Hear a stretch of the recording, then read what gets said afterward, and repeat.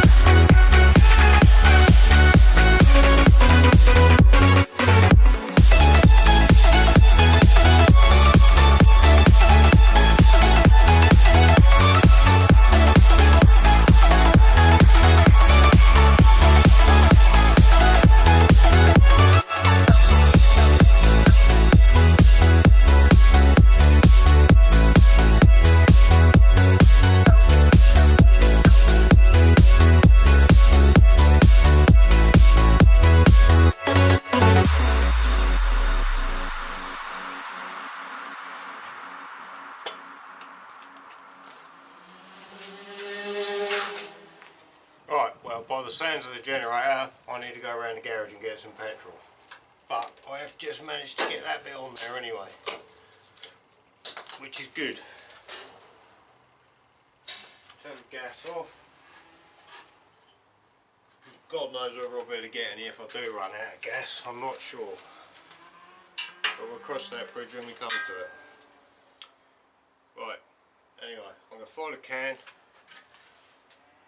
I'll go around the garage, get some petrol, put my generator, otherwise there'll be no more welding today.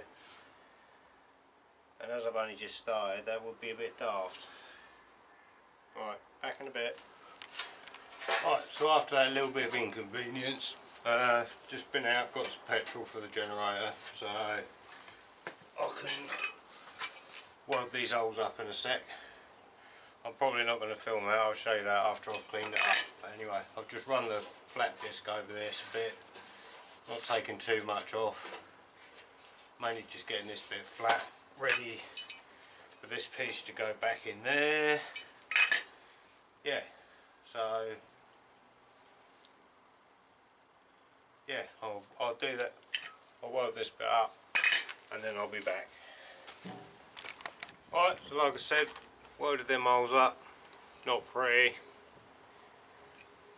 but I'm going to give that a grind up, see me a bit of brass behind there, stop it blowing through, and clean that up, drill a couple of holes on it, bit of weld through primer on that bit and this bit, and then we'll put that bit back in and that's that bit done then. Sorted. Alright, so like I said, that's that bit. Holes all filled up, all cleaned up, re-drilled the holes so they're not breaking through the side. See, that's got to go back on there. Obviously I'll be clamping it, but a bit more of this.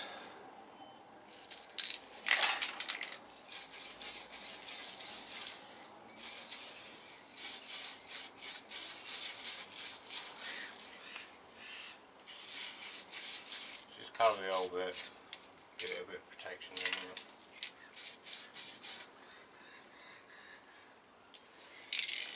Right, we'll let that dry off and then we'll stitch that back on.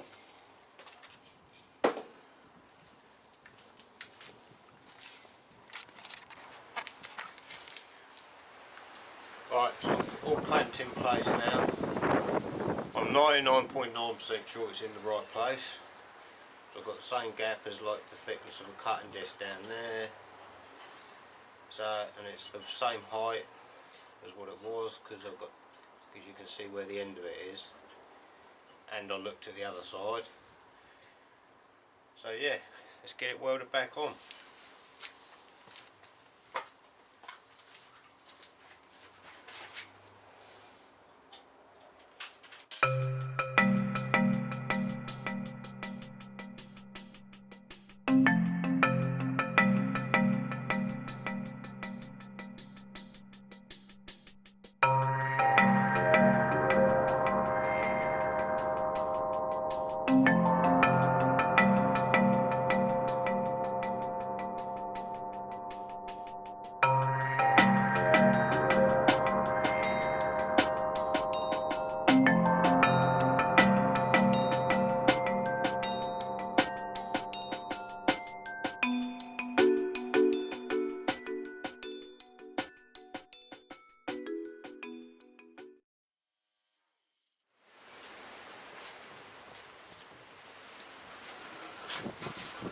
Right, so that's it. It's back on there now. That corner's repaired.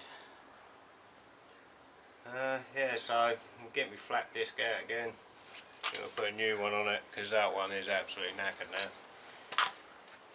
I'll tidy that bit up a bit out there as well. But that won't clean it up because the flat disc is so knackered. But yeah, give that a clean up. Bit of extra primer and that. Sorted. Right, so as you can see, hopefully that bit's in there now. Bit of extra primer on it. Cleaned up a bit above it.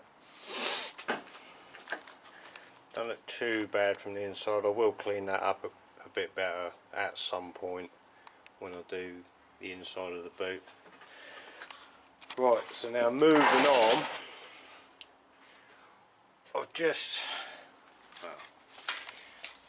I've unbolted this,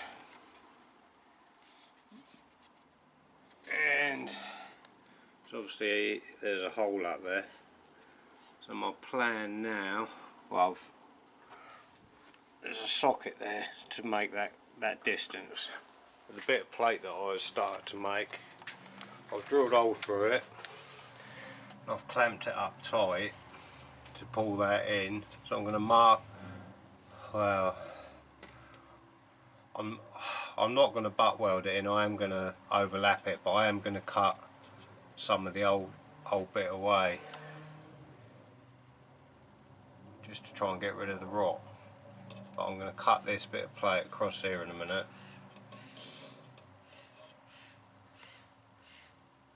So that I can, well, I don't know. Yeah, I've just got to try and do it because I want to weld it all the way around the outside and the inside, just to try and put some strength in it. I'm probably going to have to cut off the sleeve that goes through. I think I'm going to cut that across there, and then just cut this bulge part out. Oh dear, not allowed to sneeze. I have to stay indoors for a fortnight. Nah, it's not that, it's just dust. Just dust. Yeah, it's a bit awkward to see, but yeah, I'll do a bit of cutting and then I'll return. Right, so what I've decided to do here now is what I'm going to do is cut just this top part out, just to cut the rot out, and then I'm going to clean it up, and I'm going to weld that plate in and seam weld it all the way around, because the bottom part is actually quite solid still. So I think what I need to do is just try and get rid of the rot. Once that plate's in, with that bit cut out and it's all seam welded around there, the other side, I can weld round that as well on the other side. I think that's the way to do it, to make it stronger. I know it's not going to look the prettiest, but at least it'll be strong, because it is obviously quite an important part. So yeah, I'm going to cut that out and then go from there. Right, so I've cut that piece out, the rust down there. So that piece is going to go in there. Obviously I'm going to bolt that back in to hold it in place. But I am going to put some weld-through primer and stuff on the inside of it, just to try and hold back the rust, as always. But it's not ideal, but you know, what can you do? It's a bit of an awkward one to repair. I'm not sure, I haven't really looked to see how everybody else does them, but I think that'd be plenty strong enough. It's quite a thick bit of plate as well, by the way. It's not that you can really see, but it's a good thickness. It's what I'd use on the chassis, so it took quite a bit of bending to get it to go to that shape. So right, yeah, I'm going to put some weld-through primer on it, then I'm going to bolt it on, and then I'm going to weld it on. Then once I've welded it inside the boot, go around the other side, up under the wheel arch, and weld it round in there as well. Job's a good one then, hopefully. Right, well hopefully you can see what I'm doing. Just zoom in a bit. That's bolted in place now. So what I'm going to do is weld round it inside the boot, and once I've done that, I'll go up under the wheel arch and weld it round in there. Just at that top piece, obviously. But yeah, I'm sure I'll get in the way of the camera while I'm trying to film it, but we will see.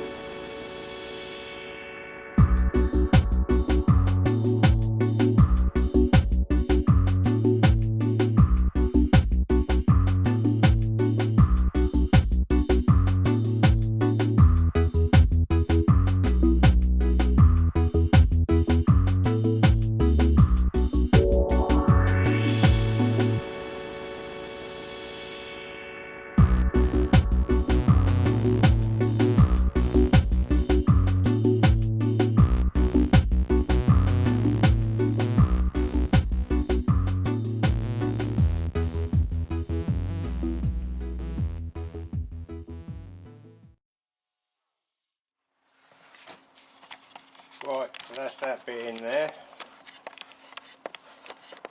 I didn't bother trying to set the camera up under the wing because you wouldn't have been able to see anything anyway. But I will show you as best I can. Sort of. Oh, let's zoom out a bit. You can see it's not the prettiest, but it's welded up in there now, and it is strong. I'm not sure what, no, it's too dark there. But yeah, anyway, it is a job.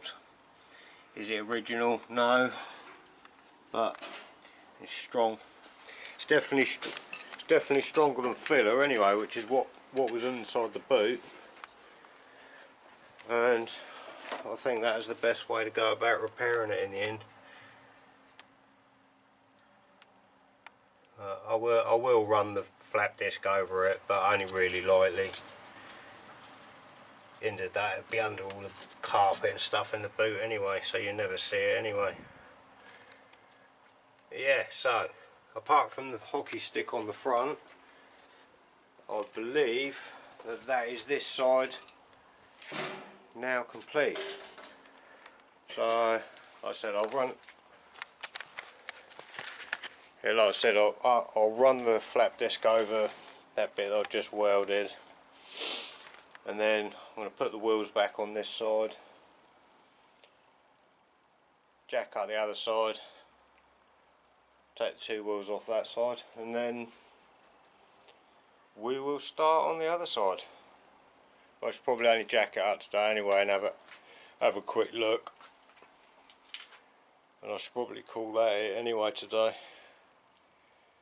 It's funny times at the moment. It feels weird being over here. It feels wrong, but I am here alone, so you know, it should be fine, shouldn't it? Right, so like I said, I'll put the wheels back on that side now, and I've jacked it up, ready to start on this side. Which, like I said, I am about done for the day, but just have a quick look. Basically, I've got to do the same as what I've done on the other side.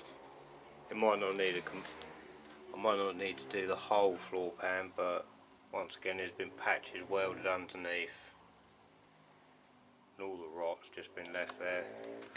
There's a big horrible round patch been welded in there.